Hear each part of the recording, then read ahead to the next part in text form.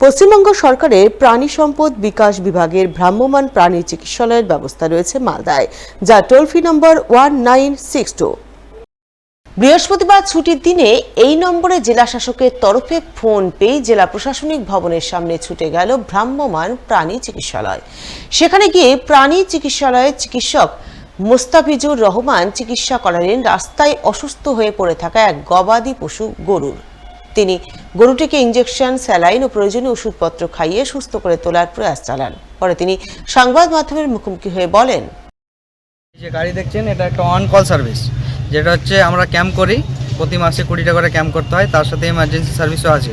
কোনো ওনারের কোনো মালিকের যদি গরুর কোনো অসুস্থ হয়, গরু বা অন্য কোনো গৃহপালিত পশু যদি কোনো অসুস্থ বা কোনো কিছু হয় যেটা হসপিটালে নিয়ে যাওয়া সম্ভব নয় বা তার এমার্জেন্সি ট্রিটমেন্টের দরকার আছে, তখন আমাদের একটা টোল ফ্রি নম্বর আছে, সেটা হলো 1962। কল করলে সেই কলটা ইয়ারডির তরফ থেকে আমাদের ট্রান্সফার করা হয় যে সেই এমার্জেন্সি কল আছে, আপনাদের যেতে হবে, সেই বিষয়ে আমরা যাই।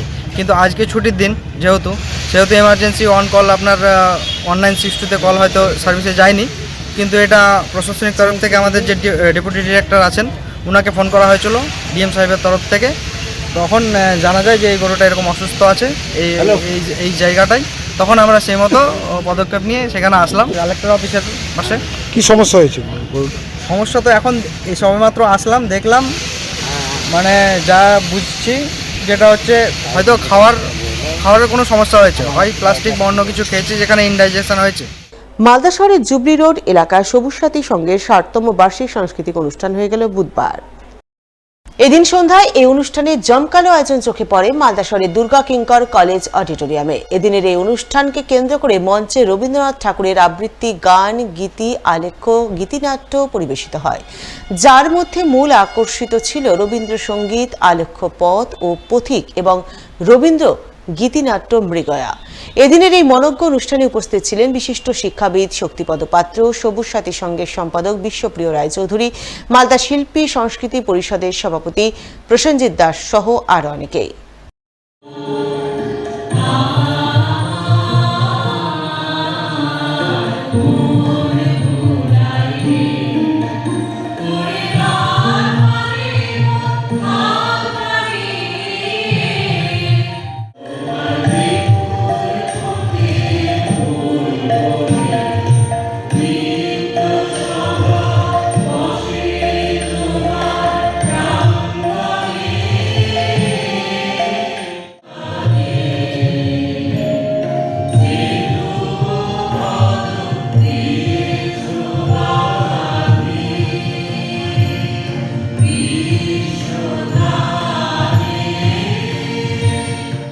দুঃখ ভোলা তিনি রবীন্দ্রনাথ। যখন আমি হারিয়ে যাই কেউ ভরে না, তখন যিনি পৌঁছে দেন তিনি রবীন্দ্রনাথ। সবুজ সাথী সংঘের এটা 60তম বাৎসরিক অনুষ্ঠান হচ্ছে। আমাদের এখানটায় প্রথমেই যেটা হয়েছে আজকে উদ্বোধনী অনুষ্ঠান সবুজ সাথীর 2টো গান দিয়ে, তারপরে আমাদের একটি আবৃত্তি পরিবেশন করেছেন, উনিও সবুজ সাথীরই সদস্য, অভিশ্যামল মুখার্জি। তারপরে পথ ও পথিক একটি আমাদের গীতিয়ালেখ্য হয়েছে, এবং এখন যেটা হবে সেটা হচ্ছে আমাদের কালমৃগয়া কবিগুরু নৃত্যনাট্য।